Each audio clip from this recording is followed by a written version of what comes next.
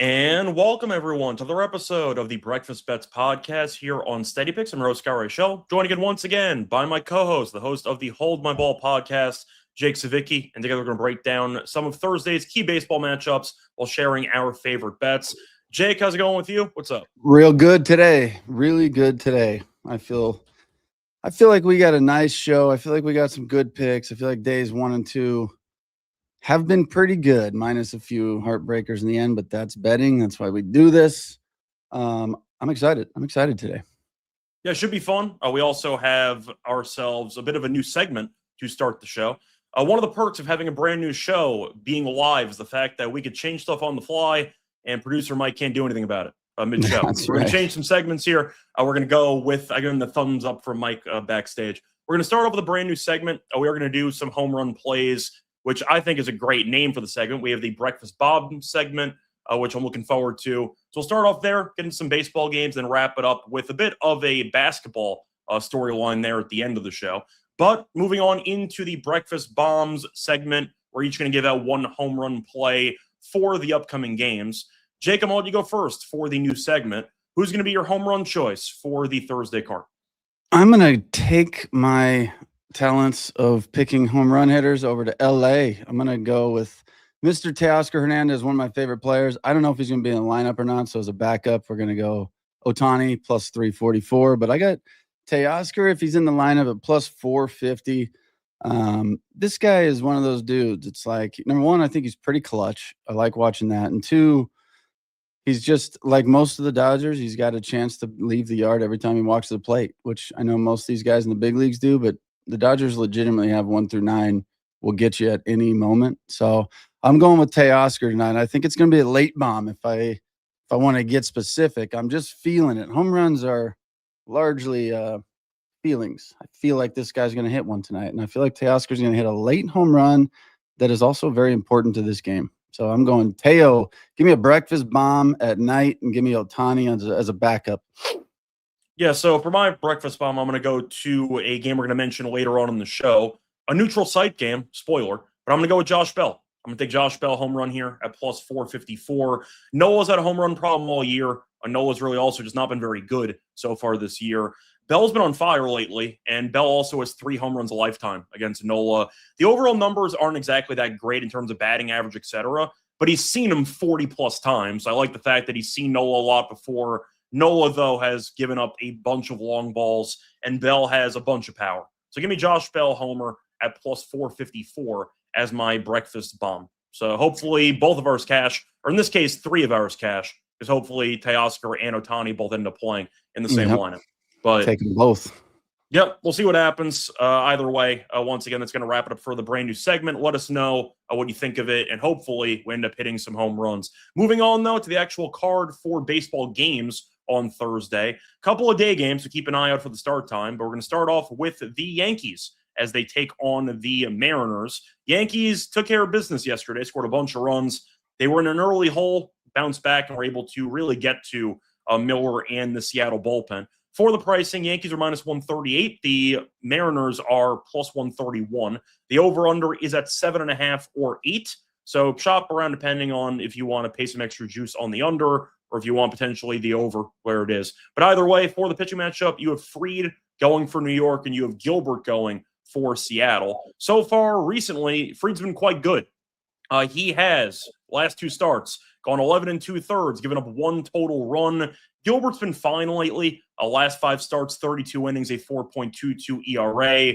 I'll ask you, Jake, because the Yankees seem to have gotten it together a little bit to some degree. According to their own catcher, Cal Raleigh, we're awful. I stink, however you want to phrase it. But he's not wrong. This team's not very good. Jake, any thoughts on the matchup or Seattle just being terrible as a whole? Seattle's not good. I will give not that they listened to me, but I did rip the Yankees for being home run or bust. They collected 13 hits yesterday, 2 home runs by the same guy, which I really like. I like the fact that 11 of their 13 hits were not home runs. Two jacks for old Grisham, 3 hits on the day, 4 ribbies. I like to see that. Also, a little shout out to Spencer Jones because I coached against that guy in high school.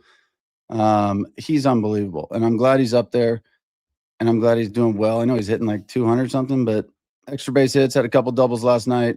I like to see him having success. He brings a lot of speed, a little bit of defense. He's got an arm, so I'm glad things worked out the way they did with injuries. Not that I want to see anyone injured ever, but if somebody I know happens to be the benefit, there's a little silver lining to him. So good for Spencer Jones, good for the Yankees for hitting. I still don't believe in their offense whatsoever. I'm going to take the under. Fried was my preseason Cy Young pick for the NL, but Injuries got in the way. That's not your fault. Yeah, I thought he was going to have a really good year. Excuse me. Injuries got in the way. He had a hot start. I just really love Fried. I think Gilbert's also really good. I don't believe in either offense, really. That's all there is to this. Yesterday was nice for the Yanks, but I feel like this is going to go. I'm not going to go up to the 8 and give myself minus 120, I think it is. But I'm going to take 7.5, under 7.5, even money. I think Gilbert and Fried are both going to be really good. I'm going to give this a 3-1 ball game, maybe. Probably the Yanks. I can't imagine the M's. Like Raleigh said, man, they are struggling. They're likely probably the most disappointing team, I think, this year, expectations wise. Besides the Mets. Besides the Mets. But did anyone really have expectations for the Mets, or did we just they weren't good? When you're paying Soto $700+ million, I think they have to probably be number one on that list. But. Yeah, well, I don't know, because they had the same expectations last year. They missed playoffs. So when you look at them, you go, the Mariners go into the what, ALCS? Was it ALCS or the CS. The CS. And they were winning, and they ended up blowing the game late. Yeah, they were that close to a World Series, and now they're just one of the worst teams in baseball. So I would say my level of disappointment compared to expectations, it's got to be the Mariners. So I don't believe in either offense. Cal Raleigh, also a bummer. I get ripped by Yankee fans every time he comes up on some stat of hitting 1 something, because I thought he should have been the MVP last year, and I can't get it through the online Yankees heads that last year was last year. I'm not picking an all-time MVP forever. Raleigh did what he did last year. He's not doing it this year. That's why I'm not vouching for him to be an MVP. So these guys, but I'm taking under 7.5. Don't believe in either offense. Do believe in both pitchers. Yeah, so I do agree with you about the offense as a whole. However, Seattle's offense has been worse lately. You're looking at the recent performances. Seattle's lost 6 in a row. They've scored 10 runs in those 6 games combined, which is just disgusting. They can't score at all. Yankees, despite the offensive struggles, have won 4 of the last 5. Fried's been good. Gilbert's an innings eater for me, but I kind of wish his ERA was a bit lower throughout his entire career. Does give up a couple. He's a classic 6-7 innings, 2-3 earned runs kind of guy. And I think that might be actually too much to give up against Fried and company with the Yankees. Yankees also been good against Gilbert historically. The active batter, 63 plate appearances, a 315 batting average, and an on-base percentage of 385. But you said potentially a 3-1 game. It's fine with me. Give the Yankees 3 and we'll call it a day. But I think the Yankees at minus 135 on the money line is a little bit cheap, just based on how Seattle is trending right now. The Yankees, they've built some ground again on Boston. Tampa keeps winning because they're against a fake baseball team from Sacramento. But still, the Yankees have been very good so far this series. The bullpen's been great. Bednar's been a monster as the closer. And Seattle's bullpen's been getting beaten up so far in the series. So give me the Yankees money line at minus 135 in this one. But I don't mind your under as well. I can see a low-scoring game. I think we're both picking Fried to shove in the start, so it kind of just coincides with one another. But I'll go Yankees money line at minus 135. So moving on to the second game on the card.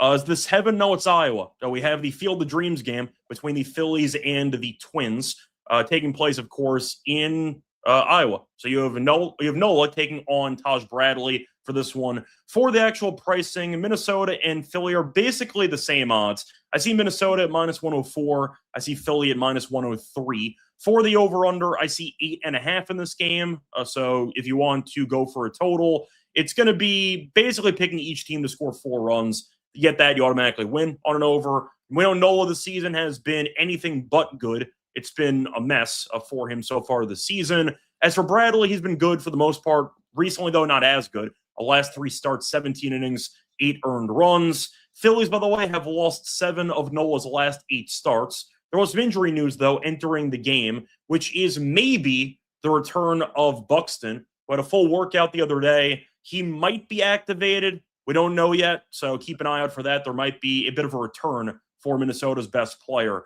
I'm going to start off, by the way, with the actual environment. For Jake, are you in general a fan of Field of Dreams and the concept of Major League Baseball basically taking a fake baseball scenario and turning it into a unique spectacle? That's one. Two, in general, do you like the movie Field of Dreams? Yes and yes. I'm a fan, and I love the movie. I just watched it with my daughter for the first time for her a few months ago, and for being an older baseball movie, she loved it. I think it's a classic, obviously. It's a father-son, really father-son story, which I think is awesome. And I love MLB incorporating it. I think this is some of the stuff that keeps the MLB in a unique situation to be able to mix in with something like you said. This is a fictional movie, but it's beautiful. The game itself, when you're playing and you got the actual cornfields out there, I think it's great. And to me, seeing both, game. I mean, this gave us a classic. What was it? The Yankees and White Sox a long time ago. Yeah. When they I shouldn't say a long time ago, but that's a classic. Watching a walk off. Shout out to Tim Anderson, by the way. I know we're Shout talking out the other day. Tim Anderson, 100%. Watching that walk off into the cornfields was pretty amazing. I think it's great for baseball. I really enjoy this game. And to be honest with you, I didn't know it was the Phillies and Twins playing there. My play, I was going to be opposite you here on the over-under until I just realized this was game where it was. And now I'm going to flip. I was excited to introduce our I told you so meter, where you and I pick two different picks on the same game, and we see who wins and get to say I told you so the next day. But we might have to wait on that because I think I'm going to go with the over. I don't think I'm a believer in the MLB whipping in some juiced baseballs when they need to, making a certain televised game exciting. I think this is going to be a very high scoring affair. Yeah, I have the over 8.5 in the game as well. You're looking at Nola's numbers, and in general, they are not good. 5.47 ERA, has a serious home run problem. That's why I gave out Bell to hit a home run to start the show. But the point is, Nola tends to just give up a bunch of contact. And Minnesota's offense has actually been okay lately. They scored 7 against Baltimore yesterday. We might see Buxton coming back today. That should help out the actual lineup. As for the pitching staff for Minnesota, the bullpen I'm not the biggest fan of. Bradley's been fine, but I think Philly's offense can definitely, do some damage here. I agree with you, though. The wind's blowing in, so I feel like some people might be tempted by the under. But the line hasn't moved. So I think that you're looking at what could be a juice ball situation. We see it. I know it's different for the home run derby, et cetera. But with these standalone, unique environment games, sometimes the MLB is taking some balls out of the humidor. And we might see that happen again here. I said before 8.5, you need each team to get to 4 for a guaranteed winner. Why not? I can see that happening here. Nola might give up a couple. Bradley might give up a couple as well. Hopefully Arise can get back on track. He's had a couple of rough games in a row, but I'm not worried long term. I see a lot of power being on display in this game. I'm on the over 8.5 at -115. The I told you so meter is going to have to wait because you apparently agree with me. So there you go. But I am going to ask for the actual matchup. If you had to pick, and I'd say kind of like an MVP of the game, so to speak, who do you think is going to swing it one way or the other? Schwarber. Give me Schwarber. I was going to even say breakfast Schwar bombs. I think this dude is going to launch one into the cornfields tonight. Early. I think he's going to do it early. First or second at bat. So based on that, though, that implies you're picking Philly to win this game? I think Philly's going to win this one. I think they're going to score some runs tonight. Okay, I'll disagree with you there, though. I'll go with Josh Bell. Gave him out for a home run early. I'll go for Minnesota in this game. Philly's been very up and down lately. I understand that record-wise they're better than Minnesota, but you look at the actual wild card race. Are we sure Philly's getting in? That's a whole separate conversation to be had. It feels like everyone's expecting Philly to get in because they always do. But that NL wild card race is actually very close, and right now Philly's just in the thick of it for the race. So I wonder if Philly's overrated, or if people are just so used to them being there that they haven't realized how close the actual race is. It's going to be a sweat for Philly to actually get in. I'm not sure they do. That's all I'm going to say. I'm with you on that. I think you can't forget who teams are when they show you at certain times. Remember, the Phillies were absolutely terrible until they fired their coach. They were horrible. They Donnie didn't look like Baseball. yeah, they didn't look like Donnie Baseball came in. He did a nice job. They don't look like and they didn't look like the kind of team that was going to turn it around. They obviously did, but I always watch turnarounds like that, just like Boston. That both teams are still there. The team that was very bad and the team that's very good, they're both still there. And I don't think, I mean, I'd even give credit to a team like the Yankees in the sense of we know who they've been all year. I don't know that they have what it takes to win a World Series as far as the right style play of baseball, but they've been the same team all year long, and you know what you're getting with them. And there's teams like the Padres who struggled, and then they came around. But even when they struggled, similar team, you kind of know what you're getting with them. There's hitters in that lineup that eventually are going to start hitting. They have an unbelievable staff in the pitching department. So teams like that, I believe in a little more than I do a team like the Phillies, who they're just getting a little older. They bring in Arias and kind of move everybody around the infield and switch everything up. It's an interesting team, and if they even get in, I don't see them as any type of threat whatsoever this year to a World Series. Yeah, I don't either. I kind of group them in with the Yankees stylistically. I think there are a lot of similarities between the Phillies and the Yankees. So we'll see what happens. But I'm just saying, based on how the wild card race is kind of heating up, Philly's really not a foregone conclusion to make it. And I feel like most people haven't realized just how overall fine they've been this season, which is potentially not good enough to actually make it into the playoffs. But either way, for this game, we both like the over. We both think there's going to be some juice ball action for some home runs. Should be fun. Looking forward to it. And hopefully we get ourselves a good game in general. I didn't answer, by the way, my thoughts on the movie. I think it's the best baseball movie ever made. You can argue Major League. I think it goes 1 and 2 for me for those. Besides that, I'm a big fan of the actual spectacle because baseball is still supposed to be fun. I understand some people are, sticklers about being professionals and how you want the same type of get it in a real stadium and like, why does this game count? It's one game out of 162. Like, let's have some fun with it.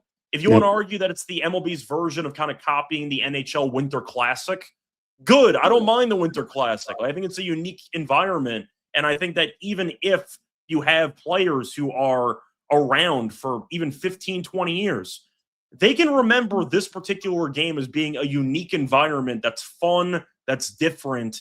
And I wish that we saw a few more of these, actually, because I like the concept of taking something that represents baseball as a pastime, just throwing in an outdoor field without all the fancy lights and everything, and you just get to play ball. And I think it's really cool. So I like it a lot. I agree with you. I think if you asked Tim Anderson favorite moment of his career, the walk-off in the Field of Dreams would probably be first or second in line. I can tell you what wouldn't be his number one choice. His last pick, little guy giving him a right hook to the jaw, probably not ideal for him to remember that. In his defense, future Hall of Famer, Jose Ramirez. But, down goes Anderson. But shout out to Anderson, by the way, who had a solid career. Basically came from nothing and won a batting title. So props to Anderson. And, of course, he had that big home run against the Yankees in the Field of Dream game years ago. We'll see if that happens again. Mike, any thoughts? Just popping in. I have a question. What are they doing about ABS at the Field of Dreams game? I think it was the first year. Are they going to be able to do that, or there's no ABS this year? Well, they better keep it, because if not, Schwarber might have a temper tantrum and they might throw him out of the game. At the end of the day, with baseball, they definitely prepared properly for this. I get that it's supposed to be, in the middle of nowhere, quote unquote. It's supposed to be, I'd say, less technologically focused, but it's still there. It's still there. Like, they're still hiding it, but it's going to be there. We're definitely going to see challenges. We'll definitely see all the usual stuff, but we'll see how the presentation goes. But they didn't remove ABS for one game. Yeah, because I just know ABS is built around the stadium, so I don't know how they were setting it up this year for the. We underestimate how much money the MLB has to work with to prepare for like one game out of the season. But it's still going to be there for this match. There's cameras in every piece of corn, so they get every angle.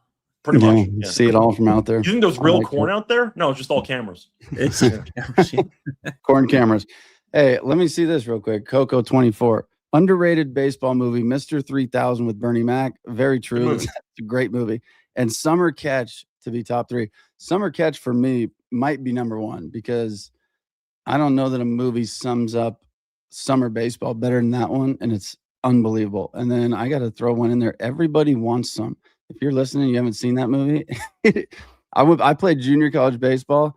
Everybody Wants Some is the epitome of junior college baseball. Go watch it. There's very little baseball in the movie, but if you want to know what the lifestyle of a junior college baseball player is like, go watch Everybody Wants Some. And then I got to give a tip of the cap always, mainly because the feel it had.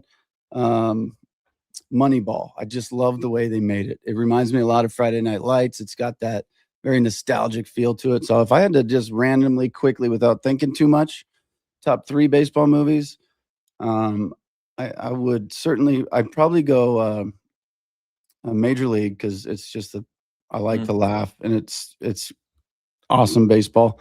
It's just a well-made movie. It's well made. It's absolutely hilarious, and it's every baseball team. You got all those personalities pretty much. If you're on a team, you get them all.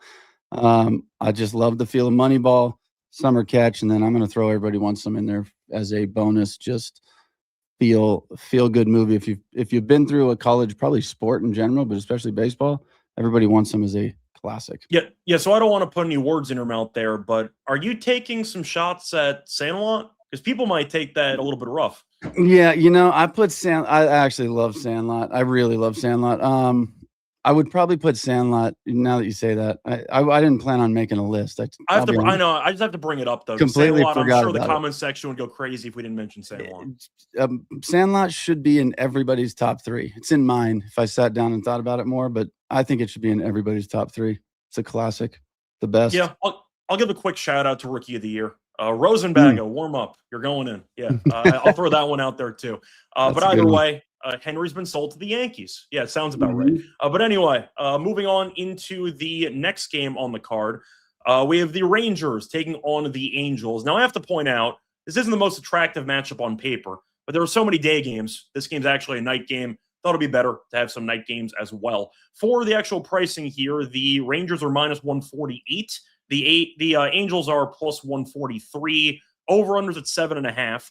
Good pitching matchup. You have DeGrom going up against Urena. For DeGrom, 8-7, 3.87 ERA this season. He's been fine. Urena's been really good. 2.83 ERA. And you're looking at the actual recent form. Rangers are 1-3 in the last 4. Angels are 4-3 in the last 7, which is saying a lot for the Angels. DeGrom, though, has been a lot worse on the road. 57 in the third innings, a 4.87 ERA. Urena's been great at home. 61 in the third innings, a 2.49 ERA. The Rangers, though, despite the better record, have really just not been good against the Angels this season. Any thoughts on this matchup?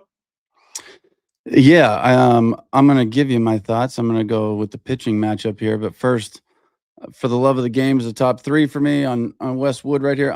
We got to make sure tomorrow, guys. If you pop back in here tomorrow, I'm giving a top 5 researched list of my favorite baseball movies. You want that to be the opening segment tomorrow? Yeah, let's do that. Let's do that, because I feel like just reading up here, Sandlot is in its own category. It's true. I got to give a real top 5. So this isn't my footprint. My digital footprint forever is me leaving Sandlot and a bunch of good movies out of my top 5. I don't want to be that guy. So tomorrow we'll open the show with our best 5. In this Texas Angels matchup, I'm taking DeGrom over 6.5 Ks. I think he is going to throw the ball really well today. I think the Angels, I don't believe in the Angels offense. I don't know that anybody does. I do love Neto. I do love Trout. I think I really was a big fan of Adele. He's traded, obviously, but he's in a better place. Yeah, he's in a much better place. I'm happy for him. Another guy on the Angels that I really love, Logan O'Hoppe. He's over with Texas, but I think he's in AAA. I don't know if they're trying to figure him out a little bit or what, but I'm gonna just go DeGrom. I think he's gonna have a nice day out there today. I'm gonna take him over 6.5. Yes, I'm going to go with a player prop in this game as well. I'm going to go for Nicky Lopez. I'm going to fade him. I'm going to take his no hits at minus 105. So in general, he's really not been good lately, and I think that's a pretty bad matchup against Urena, who's been dealing at home all season. So for the numbers recently on Lopez, the last 10 games, a 183 expected batting average, a K rate of 28%, and he has 0 barrels in the last 10 games as well. He also gets lifted all the time, so keep an eye out for him leaving the game early, potentially for a platoon bat We'll see. But Urena's been good lately. Last 5 starts, 3.39 expected ERA, lower hit rate, expected batting average against of 216. Lopez, though, in general, gets lifted, basically bats in the 9 spot. I see a bad matchup for him in particular. Give me Nicky Lopez, no hits at -105 as my play in this one. We'll share some player prop love as well for this one. For the game itself, I probably would go Angels at the plus money. Would I bet it? Probably not, because that involves backing the Angels. But it's a pretty expensive price on the Rangers, who in general have just not been good against this team. They're laying 148. DeGrom's been a mess on the road. Urena was not great last start, but before that, he was incredible for the last month and a half, basically straight. So I'll go for the Angels for the plus money, but it's mainly just where the number's located. The Rangers, I think, are just too big of a favorite. Yeah, I would not feel good backing the Angels if that's the play I wanted to go with either. That's why I kind of went with the prop here. I would love to see Texas figure this thing out. That's the problem, though, is that we'd love to see it, but every team in that division is just very streaky. And right now, the Rangers, you win 5 of 6, you lose 4 of 5. And it kind of just goes back and forth until you're back around 500, which maybe will be good enough to win the division. But either way, the Rangers not exactly playing good baseball right now. I'm not going to lay that price. Yep, I don't blame you. Cool. Moving on to the final baseball game on the card. We saved the best for last. Brewers taking on the Dodgers. Both teams separated by 1 game right now in the standings. Could be an NLCS preview. We'll see what happens. But once again, should be a fun matchup for the next couple of days. For the pitching matchup, you have Drohan taking on Sasaki. Drohan 6-4, 3.87 ERA. Sasaki 5-5, 4.54 ERA. For the pricing, Dodgers about -138 on the money line. The Brewers are +131. Over-under is at 8.5. We saw them have different results over the last couple of days. The Dodgers swept the Royals as they needed to. It wasn't pretty, but wins are wins. All that matters, as ended up winning again yesterday. Brewers, though, got swept by the Padres. A really rough series for them. The offense has been the story for Milwaukee. They scored less than 5 runs in 5 straight games. I'm going to let you go first, Jake, as the Dodgers fan here on the show. What are your thoughts on the series as a whole, your thoughts on the matchup, and most importantly, which we didn't mention, the Freddie Freeman injury from yesterday? Yeah. I watched a lot of. Let me back the Kansas City Royals on this, because I saw the comments. These guys couldn't help him. These guys couldn't catch him. He looked like he had no clue where he was going. He was camped under it. Then he wasn't. Then he drifted. Then he sprinted. There's nothing Kansas City could have done to help Freddie Freeman on this play. He did not look like he was headed towards the dugout whatsoever. He said he's okay. He said it was all his right side, I think, which he fell on, so he didn't hit his head. He's hopeful to play tonight. I got a feeling he might be out, just because what's the point if he doesn't? Precautionary, I agree. Great? Yeah. In which case, good for him. Take a rest. I think the series is going to go to the Dodgers. Not a pretty series when you're talking about the Royals, one of the worst teams in baseball. An extra inning win, I believe, and then a 4-2 last night.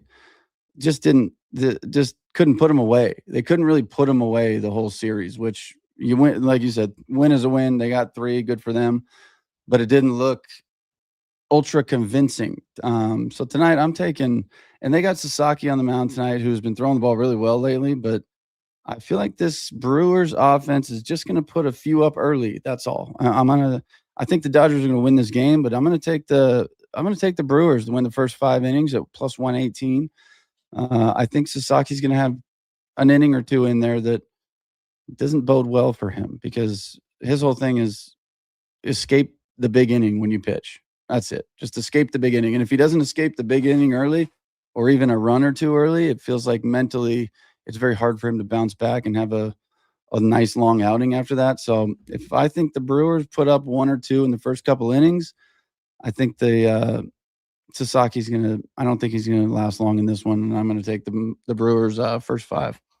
Yeah, so for me, I'll put it this way. I like the Dodgers in the game, but I would wait to see if Freeman's going to be active or not. So you probably want to wait for the official lineup to come out, because I agree with you. I think that Freeman said he was fine, but we also know how important he is in the grand scheme of things. So I can see the Dodgers giving him a 1-day rest. So keep an eye out for Freeman, but assuming if that happens, that'll be what, Kike probably over at first? Yeah, probably, but we know how big of a downgrade that is. No offense to Kiki, but just, Freeman being a future Hall of Famer. You want him in the lineup. It's not October, so Kike is not as big of an upgrade as he would be. Yeah, shout out to Betts, by the way, who homered yesterday. He's starting to get back on track. Nice to see there. But I'll go Dodgers at -140. Once again, wait to see if Freeman's going to play. So if he doesn't play, it's basically just a pass for me. But as of right now, I'll go for the 140 on the Dodgers, assuming that he plays. Sasaki's been great recently. Last 4 starts, 24 innings, a 1.88 ERA. Drohan, look, he's talented, but he really has not been that good lately. Last 3 starts, 17 innings pitched, a 6.88 ERA. You combine that with Milwaukee's offense kind of cooling off lately. They have scored less than 5 runs in 5 straight. They weren't great against Minnesota over the last couple of days. They showed up to San Diego, got swept. Not really a fan of the form they're in. I feel like, once again, it's a tale of baseball where the hottest team in the league can suddenly go ice cold, and you have a bad team here and there just winning a bunch of games like the Mets last week. So, for example, I think that Milwaukee, of course, assuming that they actually get to Sasaki, then they can win the first 5. But based on the actual recent form, the offense is stranding a bunch of guys on base. They have not been able to deliver the death blow, and we saw that throughout the entire San Diego series, especially in the last game. They should have won that game easily. They had a bunch of chances and extras. They squandered all of them. And we talked about it when we kind of went into the Yankees and the Brewers having their own unique issues come October. If the Dodgers are going to be able to get those big home run hits, maybe from Teoscar and Ohtani, knock on wood, you want to talk about Betts, you want to talk about all the other guys they have, they can give you that massive 3-run bomb that you might need. Just that one big key at bat to swing a game. And Milwaukee really needs to nickel and dime you in order to win. And I think that might come back to bite them in this matchup and in this series. So I'll go Dodgers at -140. But once again, you can wait it out, see if Freeman's going to play if you want to. But I do think, based on current form, Sasaki's been a lot better than Drohan over the last month. Agree with that. And I like seeing Sasaki throw the ball really well because he looks like a 18-year-old kid out there that is always very emotional when things go good. He's very happy when they go bad. Somebody always got to post some meme of him in the dugout looking like he's crying. But he just seems like he doesn't take it well when things go bad. So I really like seeing him pitch well and through a little adversity his last few outings too. They weren't all perfect, but he did battle back through some early issues in a couple of those games. But this is part of my problem. The playoffs start earlier than the playoffs start. Teams start playing baseball to get into a wild card spot, to get into that home series, whatever it is. They start doing that right about now. I mean, Rojas, we talked about this in the first episode. They asked him about their struggles. He said, it's time to sprint. It's time for us to start sprinting. We've been through the marathon, and now we're right there at the finish line, and it's time to play the kind of baseball we know we need to play. And that's every team. Every team looks at it and goes, okay, we're 2 games out, we're 2 games up, whatever it is. So I'm not surprised to see the Brewers get smoked in the last few games, and really a Padres team that I think we're going to talk about them tomorrow looks very, very good. Very good. They're starting to hit the ball with the guys that usually hit the ball. You knew that was going to come sooner or later. Their pitching staff is very good. Best closer in the league. Yeah. Best closer in the league. And I think that's a good little short sample size of why the Brewers dropped the boat on finding some guys with some real pop. I mean, you're last in the league in home runs. This is what happens to you yesterday. You end up trying to steal third base in the 10th inning when you get a free runner on second with nobody out. You get hosed because it's going to be tough for your guys to drive you in from second. That's crazy to me. Why are we stealing there? It makes no sense. But then I'm pretty sure the Padres stole in the bottom of the 11th. That ended up being the reason they won the game. But it is what it is. I just, looking at the Milwaukee Brewers, that to me is exactly what I was talking about, what we watched yesterday. So I got them scoring a couple early tonight and then losing eventually to the Dodgers.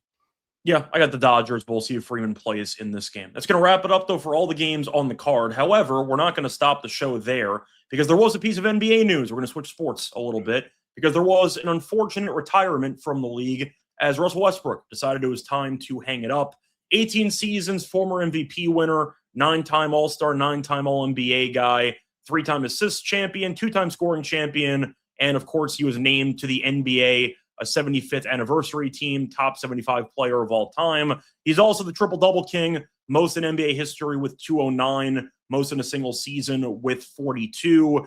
He became the first player since the Big O to average a triple-double in a season, and he did it multiple times. Now, I'm going to pull the curtain back a little bit behind the scenes. We usually come up with some topics to talk about, and as soon as I brought up Westbrook, you told me you were a big Westbrook fan. So people are going to learn something about you. But I'm going to ask you, Jake, what was it about Westbrook that made you a big fan as he played in the NBA? If there's baseball people in here, Westbrook to me is, and I should say it the other way around. PCA is the Westbrook of the MLB. I love players that play with that kind of passion, that kind of energy. He unfortunately was a little out of control at times. I think that's what people didn't like, and it was sometimes just like watching exactly that, just an out of control high school guy who's the fastest on the court, and he just flies, coast to coast and throws up a layup off the backboard that doesn't touch the rim. And you just go, ah. But the way he played the game, I think that there's not enough of that in sports in general, certainly in basketball, because you couldn't tell if you watched Russell Westbrook play, you couldn't tell if it was game 3 of the finals or game 13 of the season. And I love that about guys like that show up every night, and it's the same way no matter what. You don't take the rest day just because you can. It's the old Jordan. Every time I went to the arena, there was somebody that hadn't seen me, and I wasn't going to take it off if I was healthy and could play. Maybe they bought that ticket for me, but Russell Westbrook to me was probably one of the most misunderstood guys by fans and maybe fan bases that were not his own, and even sometimes his own. But I just love the guy. I think he at heart, when I watch him, you only know so much about these guys, but several people in the league that I look at and I go, watching him play, watching him answer questions, watching him do what he does, feels like a good dude to me. And I'm a big fan of him. And I think people let the competitor Russell Westbrook dictate the way they saw him more than the human being Russell Westbrook. And I think they're two very different people, but big fan. Sad to see him go. I think it's probably certainly time. We've watched him slowly go. He's been reduced to a bench role and all that, but huge fan. Good for him. A career that I think a lot of guys should take certain pieces from when seeing what kind of NBA professional or just in general, what kind of basketball player you want to be. And averaging a triple-double throughout a season is, to me, one of the most impressive feats ever. And I was at Kobe's 81-point game, which was pretty amazing. I was fun, but I didn't even know that about you. That's crazy. You picked the game to go. Last second, somebody offered me tickets. I said no first. They called a few other people. Nobody could go. He said, "You sure no one else is going?" I said, "Oh, fine, I'll go." It was like watching something magical as it happened. You knew. That was the weirdest thing probably in my life. As it was happening, the whole arena knew, okay, something magical is happening. We're all part of it. And it just kept continuing for that whole mid-third to the end of the game. And it was pretty freaking awesome. I've only been to 2 games. One of them was LeBron's rookie year in LA. He played, and I got to see an 8-minute span where Kobe said, "Everybody get out of the way. It's me and the young kid." He kind of welcomed him to the league. It was pretty cool to see just almost a one-on-one game between the two of them for 6 to 7 minutes, probably 10 possessions each. It was really fun. And so the 2 games I've been to, pretty special. But tip of the cap to Westbrook on a great career. If anything, showing people how the game should be played.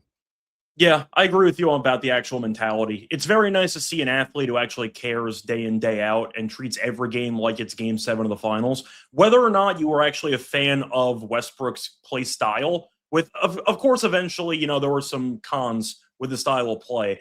That's not the point. At the end of the day, sports are about seeing incredible athletes doing incredible things. And Westbrook was one of the most entertaining players in the entire league, especially in his prime. Whether he was with OKC, him and Durant, whether he was with even the Wizards. He made the Wizards fun to watch. That's pretty impossible to do. The point is, he was a very entertaining player who had a bunch of crazy stat lines. Not many players ever have been able to put up 20, 20, and 20 in a single game, and he did it for Nipsey Hussle. So that was definitely a fun narrative game too. But the point is, Westbrook had himself a great career. At the end of the day, people can microanalyze all the efficiency stuff, put on the nerd glasses and tell you where he went wrong and why he never won a title. That defeats the purpose of the game. at the end of the day, as a true basketball fan, you want to see great athletes doing things that you couldn't even fathom. And Westbrook was just a freak athlete who was wired in the most competitive way possible. And I think that we're going to miss him because he was, of course, a freight train going to the rim. 2020 and 20 is one thing, but 2020 and 20 as a guard, we might not see again for a long time. So Westbrook had a great career. Unfortunately for him, he never won a ring, but he won an MVP. In the same era as LeBron and Curry, he won an MVP.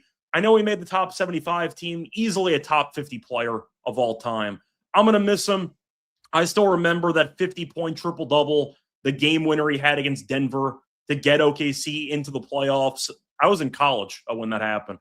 But Westbrook's had a bunch of moments, a very entertaining player, and it also makes me feel old when a guy who I still remember when he came into the league out of UCLA, and now he's retired, and I'm wondering what I've done with my life in the process. But great career for Westbrook. Shout out to him. And unfortunately, it was time in his eyes to go. But any last points you want to make on Westbrook?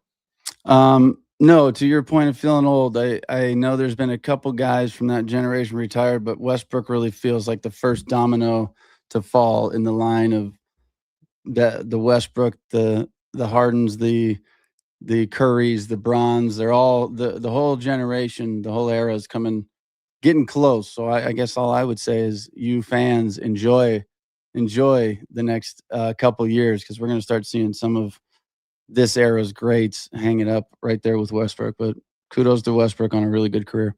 Yeah, I would say it's probably the second from this era if you want to count the Chris Paul one as a retirement because they kind of threw him off the Clippers. But I think Chris Paul is the first one, and now Westbrook's two. But either way, great career, and I'm going to miss watching him play. Anyway, that's going to wrap it up. Yeah. Thank you. Thanks, Mike. See, he never gives us a warning on that, so that's like a jump time he plays it.